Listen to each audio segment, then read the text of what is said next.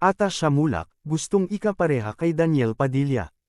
Mainit na pinag-uusapan ngayon, sa ilang mga social media platforms, at ilang mga entertainment news sites, ang patungkol sa kung sino ang magiging panibagong leading lady ngayon ni Daniel Padilla, matapos ang muling pagpirma niya ng kontrata sa ABS-CBN at Star Magic. Bagamat nasa iisang management at network sina Catherine Bernardo at Daniel Padilla, ngayong pareho silang nag-renew ng kontrata sa Star Magic at ABS-CBN. Nauna nang lumabas ang mga bali-balitang siniguro umano ni Catherine Bernardo na hindi sila magkakaroon ng project na magkasama. Kaya naman, marami sa mga fans ng aktor ang naghahanap ng female actress na babagay sa angking karisma ni Daniel Padilla.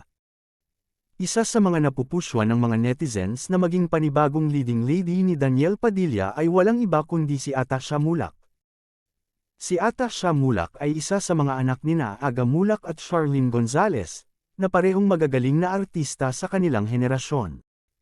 Marami sa mga netizens at mga fans ni Daniel Padilla, ang nagsasabing bagay na maging magkapareha ang dalawa. Marami rin ang humihiling na perfect combination ang dalawa dahil baguhan pa lamang si Atasha at hindi pa gaanong kilala kaya naman makakatulong rito ang katanyagan ni Daniel Padilla. Sa ngayon ay mapapanood si Atasha Mulak sa Itbulaga, kasama ang TVJ at iba pang mga dabarkads.